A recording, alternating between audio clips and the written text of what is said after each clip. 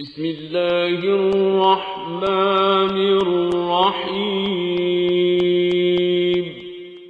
وَلَقَدْ يَسَّرْنَا الْقُرْآنَ لِلذِّكْرِ فَهَلْ مِن مُّدَّكِرٍ۔ السلام علیکم ورحمۃ اللہ۔ الحمدللہ وکفیٰ وسلام علی عبادہ الذین اصطفیٰ، اما بعد فاعوذ باللہ من الشیطان الرجیم، بسم اللہ الرحمن الرحیم۔ فاصبح فی المدینۃ خائفا یترقب فاذا الذی استنصرہ بالامس یستصرخہ قال له موسیٰ انک لغوی مبین۔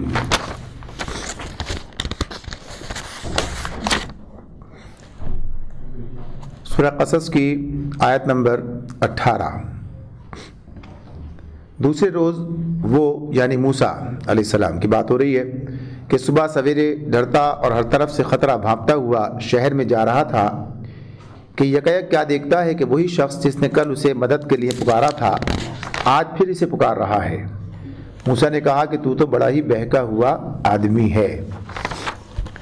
اس سے پچھلی آیات میں اس تسلسل ہے یہ ایک ہی واقعے کا، جہاں تک پچھلی مرتبہ ہم نے بات کی تھی کہ موسیٰ علیہ السلام سے نادانستگی میں ایک شخص مارا گیا کہ انہوں نے ایک اسرائیلی کی مدد کرنے کے لیے جو شخص اس پر حملہ آور تھا اسے گھونسا مارا اور وہ اس سے مر گیا تھا، اور اس کے بعد پھر انہیں اللہ کے ساتھ نے بات رکھی، اللہ سے استغفار کی، معافی مانگی کہ یہ غلطی سرزد ہوئی ہے۔ اللہ تعالیٰ سے انہوں نے اس بات میں اس انداز سے کہا کہ انی ظلمت نفسی فاغفر لی، کہ میں نے اپنے اوپر ظلم کر لیا اور آپ میری مغفرت فرما دیجئے، یعنی اس بنیاد پر کہ یہ بہرحال قتل خطا بھی تھا تو بھی اس کی بات اپنی جگہ پر ہی موجود تھی کہ اس پر انہوں نے اللہ سے اپنی معذرت پیش کی ہے کہ میرا ارادہ یہ نہیں تھا لیکن یہ کام سرزد ہو گیا ہے۔ اب اس کے بعد اللہ تعالیٰ کی طرف سے اعلان ہو گیا تھا کہ اللہ نے ان کو مغفرت فرما دی، فغفر اللہ انہ هو الغفور الرحیم۔ یہ بات اللہ رب العالمین نے ارشاد فرمائی کہ اللہ نے ان کی مغفرت فرما دی اور اللہ بڑا بخشنے والا مہربان ہے۔ اس پر موسیٰ علیہ السلام نے یہ عزم کر لیا مزید کہ اللہ تعالیٰ نے جو انعام مجھ پر کیا ہے، رب بما انعمت علی فلن اکون ظہیرا للمجرمین، کہ میرے رب نے یہ احسان جو مجھ پر کیا ہے اس کے بعد میں اب کبھی مجرموں کا مددگار نہیں بنوں گا۔ لیکن بہرحال یہ ایک جرم سرزد ہو چکا تھا، لہٰذا اب اس کی بات ہو رہی ہے۔ اب یہ جو آیت آج ہمارے سامنے ہے اس میں یہی بات ہے کہ اس واقعے کے بعد، یہ واقعہ تو ہو گیا، اللہ تعالیٰ کی طرف سے معافی کی بات بھی ہو گئی، اس لیے کہ یہ دانستہ معاملہ نہیں تھا، نادانستہ تھا، اور اس پر بھی اس نادانستہ ہونے والے فعل پر بھی انہوں نے اللہ تعالیٰ سے معافی طلب کی تھی، اللہ نے انہیں معاف کیا، لیکن دنیاوی اعتبار سے ایک جرم اپنی جگہ موجود تھا۔ لہٰذا اب اس حوالے سے بات یہاں پر آ رہی ہے کہ وہ دوسرے روز جو ہے فاصبح فی المدینۃ خائف، یعنی خائف ہیں، ڈرتے ہوئے اور خطرے کو بھانپتے ہوئے وہاں سے نکل رہے ہیں کہ پھر انہیں وہی کیفیت نظر آئی کہ وہی شخص جو کل انہیں نظر آیا تھا جس کی مدد انہوں نے کی تھی،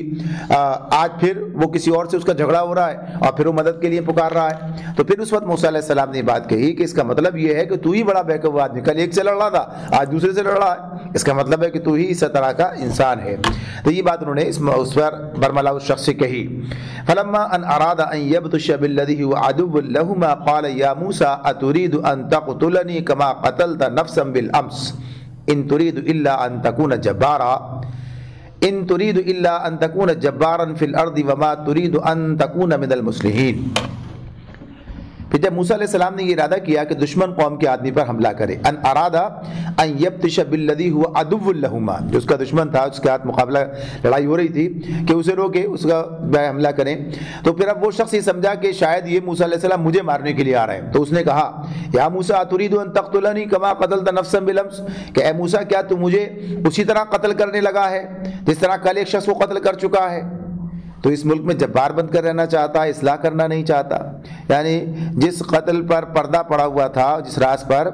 اس راز سے پردہ اسی شخص نے اٹھا دیا کہ جس کی مدد کرتے ہوئے وہ کام سرزد ہوا تھا، وہ فعل سرزد ہو گیا تھا، وہ غلطی ہوئی تھی۔ تو اس موقع پر اس نے یہ سمجھا کہ شاید موسیٰ علیہ السلام جو مجھ پر حملہ آور ہو رہے ہیں، تو یہ اس نے یہ سمجھتے ہوئے اور یہ بات کہہ دی۔ جب یہ بات اس نے کہی ہے تو یہ چیز پھر گویا کہ یہ کہ وہ راز نہ رہا، افشا ہو گیا، تو یہ صورت اس کی ہے۔ اب یہیں اس میں ایک جملہ اور سامنے آتا ہے، واقعہ تو اپنی جگہ پر ہے کہ اس واقعے کے تناظر میں اس شخص نے اپنے آپ کو اس طرح سے کہا کہ موسیٰ علیہ السلام سے کہا کہ ان تريد الا ان تكون جبارا فی الارض، کیا تم زمین میں جبار بن کر رہنا چاہتے ہو؟ یعنی گویا کہ یہ کہ اس طریقے سے ان کے اوپر اس نے یہ ہے تو وہاں پر وہ الزام ان کے اوپر، لیکن اس اعتبار سے کہ یہاں پر یہ دو طرز زندگی کا ذکر ہو رہا ہے کہ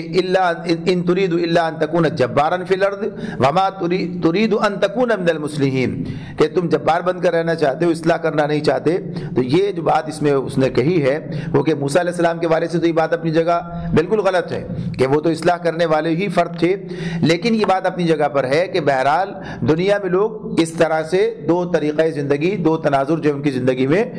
نظر آتے ہیں۔ یعنی کوئی شخص اسی بات کو اپنے لیے گویا کہیے کہ بڑی خصوصیت خوبی سمجھتا ہے کہ اس کا بڑا دبدبہ ہو، اس کا بڑا روب ہو، اور اپنے روب اور دبدبہ قائم کرنے کے لیے وہ لوگوں کے ساتھ زیادتیاں کرتا ہے، لوگوں کے ساتھ ڈھنگ طریقے سے بات نہیں کرتا ہے۔ یعنی ایسے بھی لوگ آپ کو ملیں گے کہ جو اپنا روب اور دبدبہ قائم کرنے کے چکر میں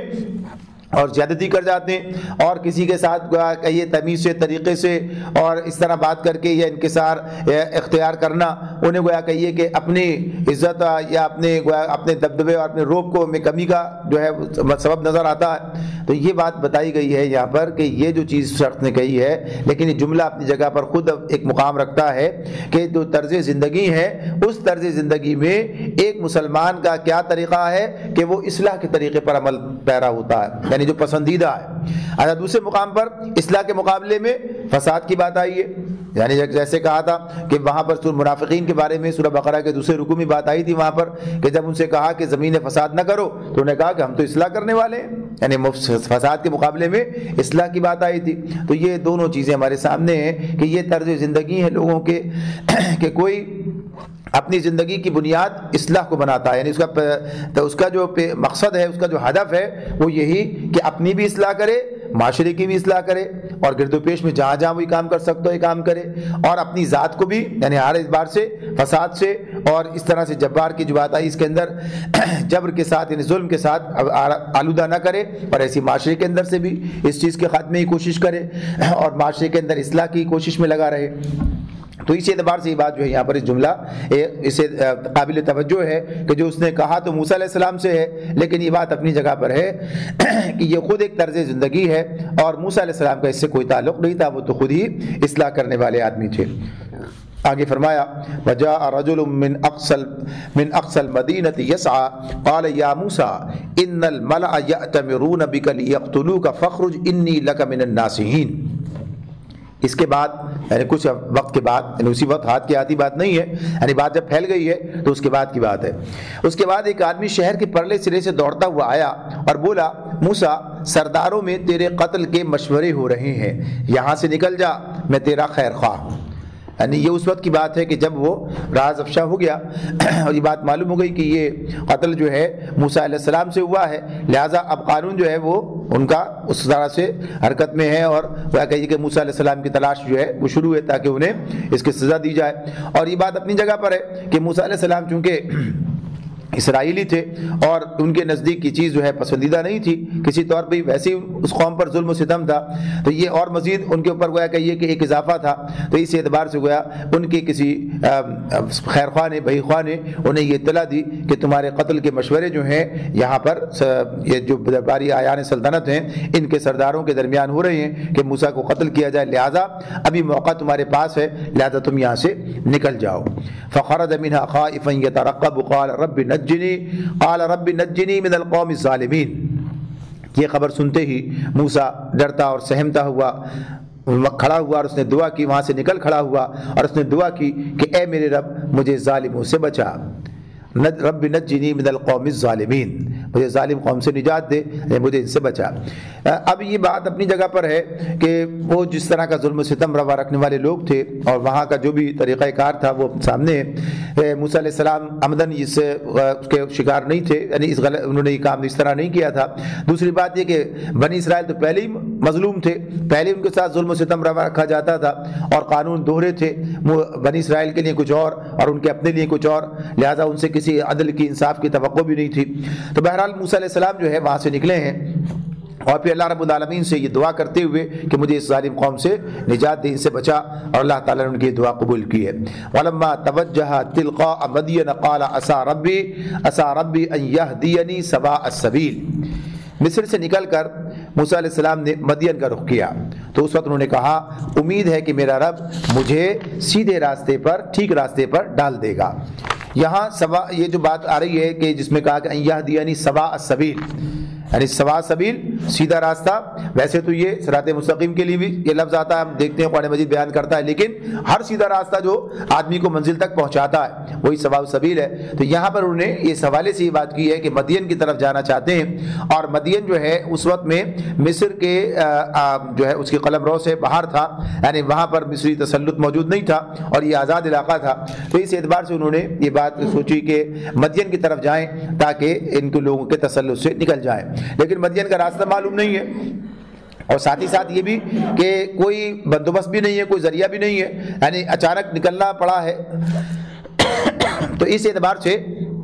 کوئی ان کے پاس ایسا ذریعہ نہیں ہے کہ راستے کے لیے جو توشہ درکار ہے، وہ ایسا تو معاملہ تھا نہیں کہ یہاں سے بیٹھے اور وہاں جا کے اتر گئے، بلکہ سفر طے کرنا ہے۔ کہا جاتا ہے کہ 8 مسافریں جو ہے اس میں موجود تھیں۔ تو اس میں موسیٰ علیہ السلام نے یہ دعا کی اللہ تعالیٰ سے، اور یہی انسان کے لیے سب سے بڑا سہارا ہے کہ جہاں کوئی سہارا نہیں ہوتا وہاں اللہ کا سہارا موجود ہوتا ہے، جہاں اسباب نہیں ہوتے وہاں مسبب الاسباب جو ہے وہ خود موجود ہوتا ہے۔ تو انہوں نے اللہ ہی سے یہ دعا کی اور اللہ رب العالمین ہی نے ان کی رہنمائی کی اور وہ سیدھے راستے پر لگ گئے، یعنی جو راستہ مدین کی طرف جاتا تھا اسی پر چل پڑے۔ اللہ تعالیٰ کی رہنمائی جو ہے وہ موجود رہی اور اللہ تعالیٰ نے جس طرح چاہی ان کی مدد کی، اور بہرحال وہ بخیریت مدین پہنچ گئے۔ وَلَمَّا وَرَدَ مَاءَ مَدْيَنَ وَجَدَ عَلَيْهِ أُمَّةً مِّنَ النَّاسِ يَسْقُونَ وَوَجَدَ مِن دُونِهِمْ امْرَأَتَيْنِ تَذُودَانِ قَالَ مَا خَطْبُكُمَا قَالَتَا لَا نَسْقِي حَتَّى يُصْدِرَ الرِّعَاءُ وَأَبُونَا شَيْخٌ كَبِيرٌ۔ اور جب موسیٰ علیہ السلام مدین کنویں پہ پہنچے تو انہوں نے دیکھا کہ بہت سے لوگ اپنے جانوروں کو پانی پلا رہے ہیں، اور ان سے الگ ایک طرف 2 عورتیں اپنے جانوروں کو روک رہی ہیں۔ موسیٰ علیہ السلام نے ان عورتوں سے پوچھا تمہیں کیا پریشانی ہے؟ انہوں نے کہا کہ ہم اپنے جانوروں کو پانی نہیں پلا سکتی جب تک کہ چرواہے اپنے جانور نکال نہ لے جائیں، اور ہمارے والد ایک بہت بوڑھے آدمی ہیں۔ یہاں جب مدین کے یعنی جو پہنچے ہیں تو وہاں پر جو کنواں یعنی جہاں سے پانی بھرنے کا انتظام تھا تو اس کی کیفیت بیان کی ہے۔ اب اللہ رب العالمین کیسے اسباب بناتے ہیں، کیسے گویا کہیے کہ راستے نکالتے ہیں، تو اس کی ایک گویا کہیے ایک شکل ہمارے سامنے اس مقام پر نظر آتی ہے، اور یہاں پر موسیٰ علیہ السلام کا اپنا کردار بھی نظر آتا ہے کہ جب انہوں نے دیکھا ہے وہ تو خود مسافر ہیں اور پریشان حال ہیں اور اپنی پریشانی میں، لیکن انہوں نے جب یہ دیکھا کہ ایک منظر ان کے سامنے ہے کہ وہاں ایک کنویں پر سارے لوگ پانی بھر رہے ہیں، اپنے جانوروں کو پانی پلا رہے ہیں، لیکن 2 خواتین ہیں جو ایک طرف کھڑی ہیں اور اپنے جانوروں کو بھی روک رہی ہیں کہ وہ ان کی طرف ان کے جانوروں کے اندر ریل مل نہ جائیں۔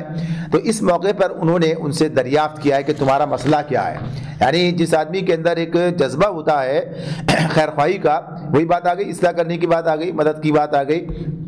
تو اس اعتبار سے انہوں نے جو ہے اس موقع پر ان سے پوچھا کہ تمہیں کیا پریشانی ہے، یعنی ان سے مخاطب ہو کر یہ کہا کہ اس وجہ سے تم یہ الگ کھڑی ہو۔ تو انہوں نے پھر اپنا مسئلہ بیان کیا، انہوں نے اپنا مسئلہ بیان کیا اور کہا کہ وجہ یہ ہے کہ ہم ان کے ساتھ یعنی مردوں کے اندر اختلاط یعنی مردوں کے درمیان گھسیں اور گھس کر یہ کام کریں۔ اب یہاں پر ایک خصوصی بات ہمارے سامنے آ جاتی ہے اور اگلی آیات بھی اس بات کو واضح کر رہی ہیں کہ یہ مزاج یعنی مردوں اور عورتوں کے درمیان جو فرق ہے یہ مزاج ہمیشہ قائم رہتا ہے اگر انسان جو ہے اپنی فطرت سلیمہ پر قائم ہے۔ اگر فطرت جو ہے اسے مس کر چکا ہے پھر تو اختلاط کا معاملہ ہے، ورنہ گویا کہیے کہ یہ خواتین ہیں اپنے آپ کو الگ کر کے کھڑی ہوئی ہیں، کبھی مرد نکل جائیں تبھی بھی کام کریں، یعنی ان کے اندر گھسنا اور اس طریقے سے کام کرنا جو ہے۔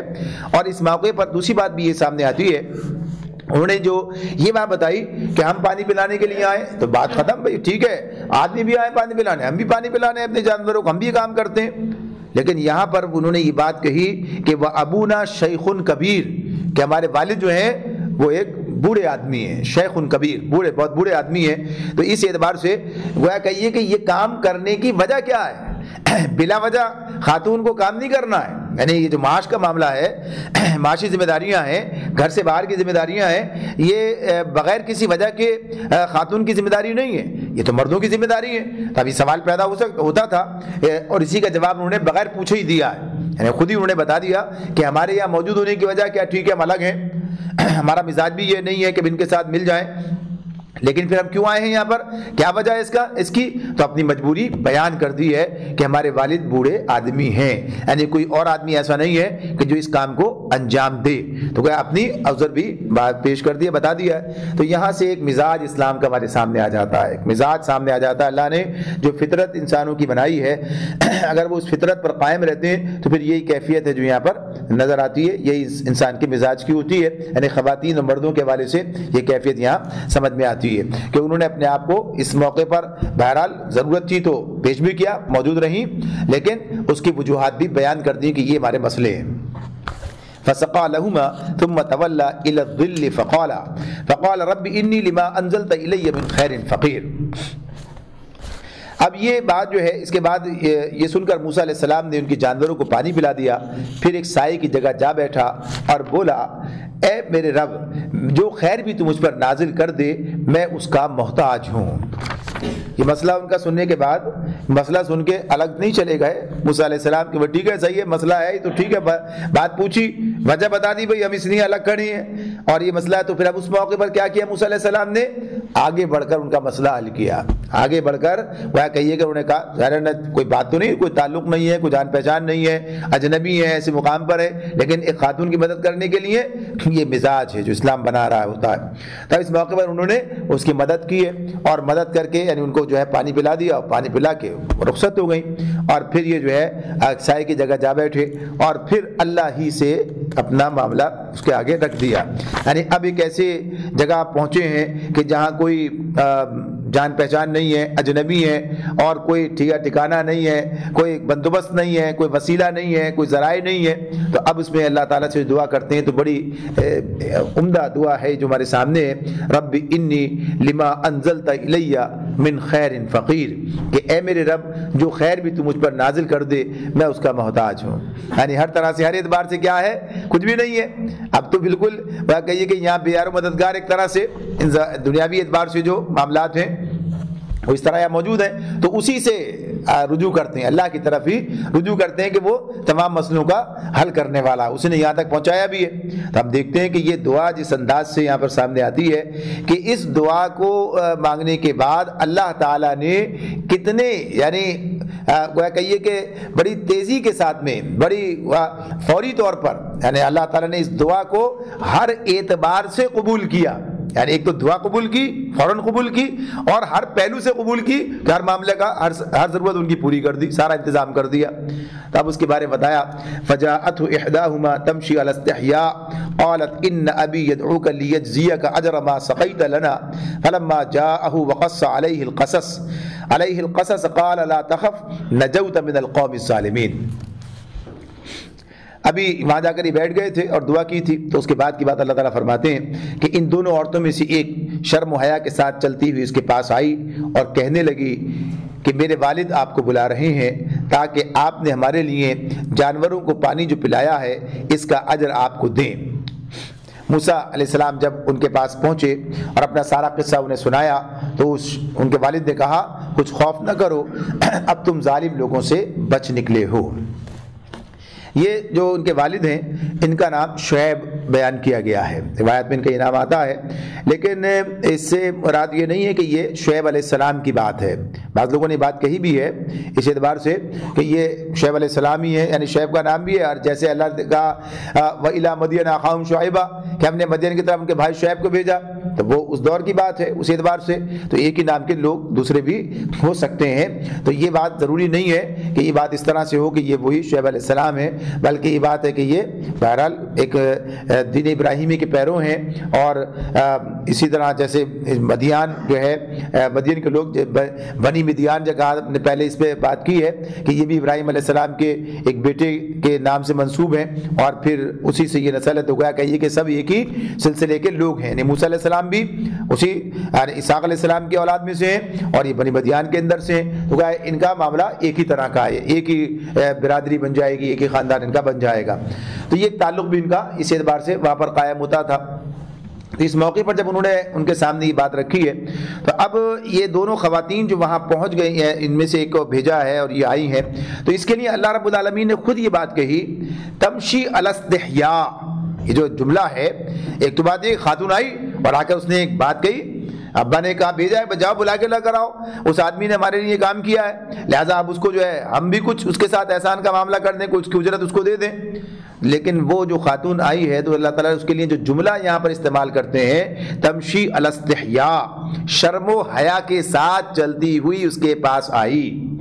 تو اس کی ضرورت کیوں پیش آ رہی ہے؟ یہ بات واضح کی جائے، بتائی جائے کہ یہ معاملہ کیا ہے۔ خاتون ظاہر ابا تو بہت بوڑھے ہیں، پہلے ہی نہیں آ رہے تھے، تو اب انہی کو بھیجا ہے، تو اب ان کو ہی بھیجا ہے، تو اب یہ کام کر رہے ہیں، لیکن کس طریقے سے ہے کہ وہ شرم و حیا کا دامن جو ہے وہ تھام رکھا ہے، شرم و حیا کا دامن تھاما ہوا ہے۔ تو اس اعتبار سے یہ چیز جو ہے اس ہمیں بار بار نظر آتی ہے کہ اللہ رب العالمین کیا مزاج بنانا چاہتے ہیں، یا خاتون کی فطرت میں انہوں نے کیا چیزیں رکھی ہیں۔ تو اگر جیسے پہلے عرض کیا کہ اگر فطرت سلیمہ قائم ہے، آدمی کی فطرت جو ہے اپنی فطرت سلیم موجود ہے، تو پھر اس کا نتیجہ کیا نکلے گا کہ وہ تمام چیزیں اسلام بتا رہا ہے وہ اس کے اندر پائی جائیں گی، یعنی وہ اس کا جذبات، اس کا مزاج جو اس طرح کا بنے گا۔ تب شرم و حیا کے ساتھ جو ہے وہ ان کے پاس آئی اور کہنے لگی میرے والد آپ کو بلا رہے ہیں، اور تاکہ آپ نے ہمارے لیے جو پانی، جانوروں کو پانی پلایا، اس کا اجر آپ کو دیں۔ اب یہاں پر جو بات انہوں نے ان کے سامنے رکھ دی ہے کہ یہ آپ کو بلانے کی غرض ہے۔ اب موسیٰ علیہ السلام کا معاملہ ہے۔ اب موسیٰ علیہ السلام نے اللہ تعالیٰ سے تو دعا کی ہے کہ اللہ کوئی راستہ نکال، یعنی کچھ تو کر۔ تو اب اس موقع پر ان کا اس کے ساتھ اٹھ کر چلے جانا، یعنی بعد ہوگا بھائی کوئی کام تھوڑی کیا میں نے، کوئی ایسا کام تو نہیں اس کی کوئی اجرت لی جائے، یہ تو بس میں نے آپ کی ایسی مدد کر دی، یعنی یہ بھی ہو سکتا تھا یہ بات کہتے، یعنی کوئی آدمی ذرا سا کام کر دے، کسی کو پانی پلا دے، کہ اچھا بھائی اس کا بدلہ اجرت لے لیں، تو ویسے تو ایک آدمی عام حالات میں کہے گا کہ اس کی ضرورت نہیں ہے، لیکن چونکہ وہ ایسے حالات کا شکار ہیں، ایک ایسی کیفیت میں ہے کہ جہاں کوئی بندوبستی نہیں ہے، تو اب یہ گویا راستہ کھل رہا ہے۔ تو اس موقع پر بیجا تکلف انہوں نے نہیں کیا ہے، بیجا تکلف کرنے کی بات بھی، بلکہ اٹھ کے چلتی ہیں ساتھ، چلیے۔ تو یہ بھی چیزیں ہمارے سامنے آتی ہیں کچھ ادب آداب کے اعتبار سے۔ تو جب پہنچے اور پھر اس کے بعد ظاہر ہے کہ اپنی پوری رودات سنائی ہے شعیب علیہ السلام سے، یعنی یہ جو دوسرے شعیب ہیں ان کے پاس جا کر جب بات ہوئی ہے، اور بات ہونے کے بعد جب ان کے ساتھ گفتگو سنی، چاہے گفتگو میں کہاں سے آئے ہیں کیا، ساری بات انہوں نے اپنی بتا دی ہے۔ تو پھر اس موقع پر انہوں نے بتا دیا کہ اب تم خوف مت کرو، ظالم لوگوں سے تم بچ نکلے ہوئے، یعنی انہوں نے ان کی بات کو قبول کیا ہے۔ قالت احداہما یا ابت استاجرہ ان خیر من استاجرت القوی الامین۔ ان دونوں عورتوں میں سے ایک نے اپنے باپ سے کہا ابا جان اس شخص کو نوکر رکھ لیجئے، بہترین آدمی جسے آپ ملازم رکھیں وہی ہو سکتا ہے جو مضبوط اور امانت دار ہو۔ اب یہ بیٹی باپ کو مشورہ دے رہی ہیں، بیٹی نے باپ سے کہا ظاہر ہے جو حالات ہیں ان حالات کے اندر انہیں خود کام کرنا پڑتا ہے، اور یہ کوئی مناسب بات نہیں تھی، ظاہر مجبوری کے معاملات تھے۔ اب یہ چیز کہ مناسب آدمی کا ملنا یہ خود بھی ایک بڑا مسئلہ ہوتا ہے۔ مناسب آدمی کا بھائی پہلے سے نہیں رکھ سکتے تھے، کوئی آدمی ملازم رکھ لیں، بھلا پہلے بھی رکھ سکتے ہوں گے، لیکن ظاہر سی بات ہے کہ ایسا آدمی جیسا ایک ایسا گھر جس کے اندر دو جوان بچیاں موجود ہیں اور باپ بوڑھا ہے، اور ایک ایسا آدمی وہاں درکار ہے ملازم کی حیثیت سے، جس کی تعریف انہوں نے یہاں بیان کی ہے کہ یہ دو بنیادی اوصاف ہیں جو اس مقام پر بیان کیے گئے، یعنی ملازم رکھنے کے لیے دو بنیادی باتیں یہاں پر بیان کی ہیں۔ پہلی بات کیا کہی ہے کہ قوی ہونا چاہیے، اور دوسری بات کیا کہی امین ہونا چاہیے۔ دو صلاحیتیں، دو خوبیاں اس کے اندر پائی جانی چاہیے۔ ایک آدمی امین ہے لیکن کام کرنے کی صلاحیت نہیں رکھتا ہے، کام کرنے کی صلاحیت نہیں رکھتا، ویسے تو ان کے ابا ہی ہیں، کام کرنے کے لیے اگر وہ طاقتور ہوتے، جوان ہوتے تو ضرورت ہی نہیں ہے کسی کی، لیکن اب ظاہر سی بات ہے کہ وہ اس حالت میں ہے کہ وہ یہ کام نہیں کر سکتے. تو اب یہ بات اپنی جگہ پر کہ ایک آدمی جس کے اندر تقویٰ بھی ہونا چاہیے، امانت داری بھی ہونی چاہیے، یعنی وہ نیک آدمی بھی ہونا چاہیے، اور ساتھ ساتھ کیا ہے، اس کام کے کرنے کی صلاحیت بھی ہونی چاہیے، کام کرنے کی صلاحیت بھی ہونی چاہیے. تو یہ چیز جو ہے عام طور پر دیکھی نہیں جاتی ہے. عام طور پر آدمی اس چیز کو یعنی خاص طور پر جب سرکاری معاملات سامنے ہو، مناصب پر افراد کو رکھا جا رہا ہو، تقرر کیا جا رہا ہو، تو وہاں پر تو بہت کم بات ہوتی ہے. یعنی اصول قاعدہ تو یہ نہیں ہے یعنی کہ اس کو بھی اس حیثیت سے بھی انسان کو دیکھا جائے، پرکھا جائے، اس کی اخلاقی حالت کو بھی دیکھا جائے. یہ مزاج نہیں ہمارے پاس. ہاں ذاتی طور پر ہم کوئی کام کسی کے حوالے کر رہے ہیں تو ہم دیکھتے ہیں یار آدمی ایماندار ہونا چاہیے، آدمی بے ایمانی نہ کرے. حالانکہ بے ایمانی نہ کرنے کے جو اور دیگر چیزیں سامنے آتی ہیں کہ جو آدمی بنیادی جو ذمہ داریاں ہیں جو اسلام اس کے سپرد کرتا ہے، ایک آدمی مسلمان ہونے کے باوجود اللہ کا حق ادا نہیں کرتا، بندے کا حق کیسے ادا کرے گا وہ؟ یعنی کہیں نہ کہیں خامی ہوگی، کہیں نہ کہیں وہ کہیں کمی پائی جائے گی، کوئی نہ کوئی غلطی، کوئی نہ کوئی اس کے اخلاقی معاملات جو ہیں اس میں یہ بات نظر آئے گی. یہ چیز ہے. تو جیسے کہ ہم دیکھتے ہیں کہ مناسب پہ تقرر کے معاملے میں حالانکہ اللہ رب العالمین نے یہ الگ سے بھی یہ بات بتائی، سورۃ النساء میں ہم پڑھ کر آئے ہیں کہ اللہ تمہیں حکم دیتا ہے کہ ان تؤدوا الامانات الی اہلها، کہ امانتیں ان لوگوں کے سپرد کرو جو اس کے اہل ہوں. اور وہاں بات ہوئی تھی کہ امانات سے مراد کیا ہے، یعنی قومی امانتیں. مناسب کی بات ہے یہ کہ جب مناسب پر لوگ مقرر کیے جائیں تو اس اعتبار سے یہ چیز جو ہے کہ ان کی اہلیت، تو اہلیت کی بات یہاں پر ہمارے سامنے آئی ہے کہ اس اہلیت کے بارے میں یہ بات بتا دی کہ اس کے اندر وہ قوی بھی ہو، یعنی کام کرنے کی صلاحیت بھی رکھتا ہو، اور ساتھ ساتھ امانت دار بھی ہو. یہ دو چیزیں پائی جائیں گی تو پھر نتیجہ کیا نکلے گا، کام درست بنیاد پر ہو سکے گا. اور یہ چیزیں نہیں ہوں گی تو شکایات پیدا ہو جائیں گی. تو بہرحال اپنی بساط بھر اس بات کی کوشش کرنی چاہیے کہ ان چیزوں سے جو ہمیں رہنمائی ملتی ہے انہیں ہم عملاً اپنی زندگی میں اختیار کریں. عملاً ہم دیکھیں کوئی آدمی رکھ رہے ہیں تو ایسا ہی آدمی رکھیں کہ جو اخلاقی طور پر بھی بہتر ہو. ایک ہی صلاحیت کے، ایک جیسی صلاحیت کے افراد ہوں تو ان میں انتخاب کے لیے کیا چیز ترجیح کیا بنے گی، یہ اخلاقی ان کی صفت جو ہے، کیفیت جو ہے وہ ترجیح بن جائے گی. یعنی یہ ہونا چاہیے. اور اگر اس کو معیار کے طور پر رکھ دیا جائے، یعنی جب مناسب کے اور تقرری کے جو ہے اس میں جو اس کی ضروریات ہیں ان میں اس بات کو بھی شامل رکھا جائے تو یہ جہاں جیسے انسان کے لیے مفید ہے ایسے قوم کے لیے مفید ہوگا. اور ظاہر قومی مناسب جو ہیں وہ تو زیادہ اہمیت کے حامل ہوتے ہیں، وہاں تو زیادہ ضرورت ہے. تو یہ تو اپنے گھر کا آدمی ملازم رکھنے کے لیے بات ہو رہی ہے. تو یہاں پر اللہ رب العالمین نے یہ رہنمائی گویا کہیے کہ اس خاتون کے جملے سے ہمارے لیے مہیا کر دی کہ قوی اور امین یہ دیکھا جائے، یہ دیکھنا ضروری ہے.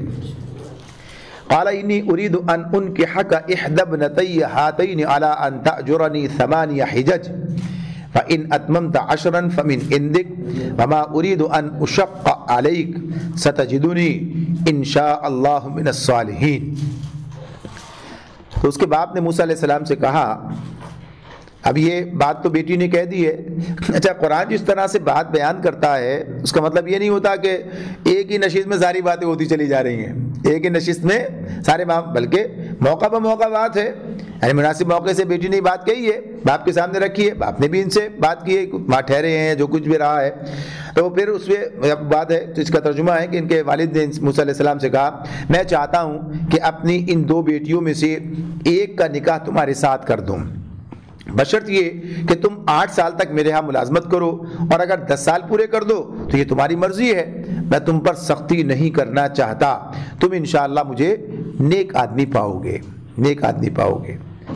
اب یہ بات گویا کہ اب دیکھیے اللہ تعالیٰ نے کیا انتظام کیا ہے. اللہ رب العالمین نے موسیٰ علیہ السلام کے لیے، ظاہر سی بات ہے یہ تو خود ٹھکانا نہیں ہے، لے کے کہاں جائیں گے، نہ کوئی ابھی کاروبار ہے، کوئی کام دھندا ہے اس معاملے میں. اگر وہ کہتے ہیں چلو پھر ٹھیک ہے بیوی لے جاؤ اپنے ساتھ رکھو جاؤ، اب جاؤ تو کہا جاؤ کہاں، یعنی اور ظاہر کام کوئی معاملات اس طرح سے اس اعتبار سے اجنبی ہے، ایک ایسی جگہ پر ہے. تو اللہ رب العالمین نے ایک ہی مرحلے میں سارے بندوبست کر دیے ہیں. یعنی یہ اللہ کی شان ہے. اور اس دعا کی بات ہے، آپ دیکھیے کیا دعا کہی ہے اور اللہ تعالیٰ نے کس طریقے سے ان کا مسئلہ حل کیا ہے، اور نہ صرف ان کا مسئلہ حل کیا ہے بلکہ عزت کے ساتھ، یعنی کوئی ایسا نہیں ہے کہ انہیں کوئی پناہ دی جا رہی ہے، بلکہ وہ خود ان سے پیشکش کرتے ہیں کہ اگر آپ کہیں، اگر آپ چاہیں تو یہ صورت ہو سکتی ہے۔ یعنی بیٹی نے تجویز پیش کی ہے، موسیٰ علیہ السلام نے نہیں کہا ہے، نہ اپنی ضرورت کا اظہار کیا اس اعتبار سے،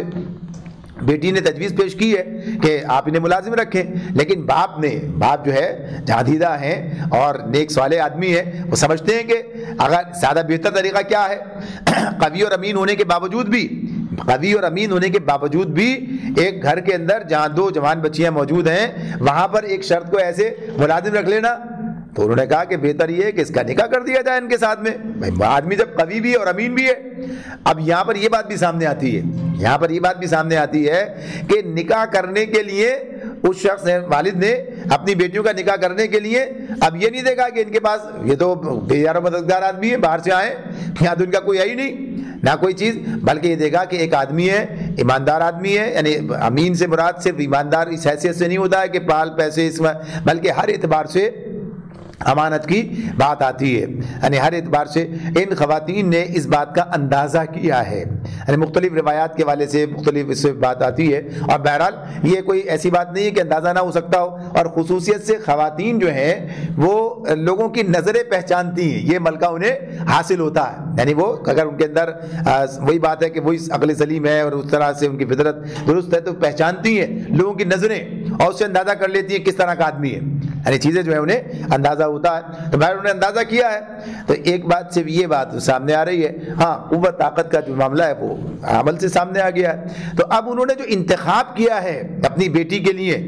اس نکاح کرنے کے لیے، تو کوئی تاخیر نہیں کہ بلکہ کہا کہ ٹھیک ہے۔ تو ہمارے پاس جیسے ہم دیکھتے ہیں، ہم تو بہت سارے مسئلے، ایک تو یہ ہم خود سے کیسے کہیں، ایک تو معاملہ یہ بڑا ہوتا ہے، یعنی بات جو ہے اب وہ خود سے بات کہہ رہے ہیں کہ ایسا ہو، ایسا کر لیا جائے، اگر آپ اس کے لیے تیار ہیں تو یہ کام اس طرح ہو سکتا ہے، تو یہ نکاح کرنا یہ جو ہے یہ بہترین طریقہ ہے، یہ معاملات جو ہیں، اور تمام احتیاطی تدابیر اختیار کرنا جس سے کوئی بگاڑ پیدا نہ ہونے پائے، یہ بھی اپنی جگہ پر ہے کہ وہاں بیٹی نے تو ملازم رکھنے کے لیے کہا تھا، انہوں نے اسے داماد بنانے کی بات شروع کر دی ہے، داماد، اور ساتھ ساتھ ملازم رکھنے کی بات بھی ہو رہی ہے، یعنی یہ بات بھی کہی کہ اگر یہ معاملہ ہے، معاہدہ یہ ہو رہا ہے، عقد بھی کیا ہے، معاہدہ ہے، ویسے تو خاتون اور مرد کے درمیان میں ہے لیکن ولی بھی ہے اس کا، وہ ان سے یہ بات کر رہے ہیں، تو اس اعتبار سے انہوں نے یہ بات رکھی ہے، شرط رکھی ہے، اور یہ بات ان سے کہی کہ اگر آپ یہ چاہیں تو یہ کام ہو سکتا ہے، تو یہ اس بات کو انہوں نے قبول کیا ہے، اس بات کو موسیٰ علیہ السلام نے قبول کر لیا۔ اچھا ساتھ ہی ساتھ یہ بات بتا دی ہے کہ ڈرنے کی بات نہیں ہے، ستجدونی انشاءاللہ من الصالحین، یعنی انشاءاللہ تم مجھے نیک آدمی، صالح آدمی میں تمہارے ساتھ کوئی ظلم زیادتی نہیں ہوگی، اب تو تم پھنس گئے، تمہارے ساتھ اچھا معاملہ ہوگا، تو یہ اندازہ ہوتا ہے لوگوں سے مل کر، تو انہوں نے اس بات کو قبول کیا۔ قال ذلك بینی وبینک ایما الاجلین قضیت فلا عدوان علی واللہ علی ما نقول وکیل۔ موسیٰ علیہ السلام نے جواب دیا، یہ بات میرے اور آپ کے درمیان طے ہو گئی، ان دونوں مدتوں میں سے جو بھی میں پوری کر دوں اس کے بعد پھر کوئی زیادتی مجھ پر نہ ہو، اور جو کچھ قول و قرار ہم کر رہے ہیں اللہ اس پر نگہبان ہے، اللہ اس پر نگہبان ہے۔ اچھا اب ایک یہ جو ہے اس پر ایک سلسلہ بحث کا یہاں پر بعض لوگوں نے شروع کیا ہے کہ بھئی یہ جو ہے یہ عقد ہو رہا ہے، نکاح ہو رہا ہے، اور باپ نے مہر یہ مقرر کر دیا ہے جو باپ کی خدمت ہے اور ملازمت ہے، ایسا کیسے ہو سکتا ہے، اور صرف اتنے بڑی بات طے ہو گئی ہے، اور ایجاب و قبول کہاں ہے کیا، تو یہ سب چیزیں جو ہیں یعنی انہی الفاظ کو ہی سب کچھ سمجھ لینے کی بنیاد پر پیدا ہوتی ہیں، ورنہ بات یہ طے ہوئی ہے کہ بھئی ہمارا آپ کے ساتھ یہ معاہدہ ہے۔ ظاہر سی بات ہے کہ یہ عام طور پر جو ہمارے یہاں طریقہ اسلام ویسے بھی کہتا ہے ولی کی کو ایک حیثیت حاصل ہے، بلکہ بعض فقہا کے نزدیک تو ولی کی مرضی بھی نکاح کی شرائط کے اندر میں سے ایک شرط کے طور پر بیان کی جاتی ہے، لیکن بہرحال یہ اپنی ویسے بھی کر سکتی ہے خاتون، اس کو حق حاصل ہے کہ وہ اپنی مرضی سے نکاح کر لے، لیکن عام طور پر یہ اس کے ولی کی طرف ہے، یہ یعنی اسلام نے جو مزاج بنایا ہے، جو اس کی روایت ہے، وہ اسی اعتبار سے کہ اس کی ذمہ داری ہے کہ وہ یہ کام کرے گا۔ تو جب یہ نکاح ہونے کی بات یعنی والد کی طرف سے جو بھی اس کا ولی کرتے ہیں تو کچھ شرائط رکھتے ہیں، بات کرتے ہیں، تو یہ اس طرح کی بات ہے یہ، یعنی نکاح سے پہلے کچھ باتیں جو کی جا رہی ہیں، بھائی دیکھو یہ معاملات ہیں، آپ ہمارے ساتھ رہیں گے، یہ معاملہ ہوگا، اس طرح سے سب چیزیں جو ہیں یہ طے ہو رہی ہیں، لہٰذا انہوں نے اس پر آمادگی، اس کے بعد نکاح ہوا، جیسے طریقہ ہوتا ہوگا نکاح کا جب وہاں پر موجود ہے تو اس طریقے سے نکاح جو ہے وہاں پر منعقد ہوا ہے۔ تو اس کا معاملہ اس اعتبار سے نہیں ہے کہ یہ جو ہے نکاح کی شرائط کی بات ہو رہی ہے اور آئندہ کوئی شخص کہے کہ اچھا بھائی یہ تو نکاح اس طرح سے بھی ہو سکتا ہے، یہ چیزیں، تو یہ آپس کی گفت و شنید ہے، کچھ بھی معاملات لوگ آپس کے معاملات طے کر سکتے ہیں۔ نکاح کے جو بنیاد ہے جن چیزوں پر، وہ اپنی جگہ پر الگ بات ہے، وہ نکاح اسی طرح سے منعقد ہوا کرتا ہے، تو وہ کام اس طرح ہوا۔ تو پھر ایک بات اور بھی چھیڑی گئی ہے اس میں کہ موسیٰ علیہ السلام نے کون سی مدت پوری کی، حالانکہ یہ بات بھی کوئی ہمارے لیے اہمیت اس اعتبار سے نہیں رکھتی، لیکن اس حوالے سے بہرحال اس کی حیثیت بن جاتی ہے کہ جو مزاج بنایا گیا ہے وہ یہ ہے کہ لوگوں کے ساتھ بہتر معاملہ کرو، یعنی جب دو چیزیں ہیں تو اس میں لوگوں کے ساتھ اچھا معاملہ بہتر، تو یہ کہا گیا کہ موسیٰ علیہ السلام نے دوسری مدت جو ہے وہ پوری کی ہے۔ یہ بات پوچھی گئی ہے، ابن عباس رضی اللہ عنہ کی بات آتی ہے کہ انہوں نے ان سے پوچھا گیا کہ کون سی مدت جو ہے انہوں نے پوری کی ہے، تو انہوں نے یہ بات کہی کہ نبی اکرم صلی اللہ علیہ وسلم سے منسوب کرتے ہوئے بات بتائی کہ موسیٰ علیہ السلام نے وہ مدت پوری کی جو زیادہ کامل اور ان کے خسر کے لیے زیادہ خوشگوار تھی، یعنی 10 سال، جو چاہتے تھے 10 سال کر دو تو بہت اچھا ہے یہ، تو اس اعتبار سے گویا کہیے کہ انہوں نے معاہدے کو بہتر طریقے سے تکمیل تک پہنچایا ہے۔ اس کے بعد آگے بات ہے کہ پھر جب وہاں سے رخصت ہوتے ہیں اس کو اگلی مجلس میں رکھتے ہیں۔ اللہ رب العالمین سمجھنے اور عمل کرنے کی توفیق عطا فرمائے۔ وآخر دعوانا ان الحمد للہ رب العالمین۔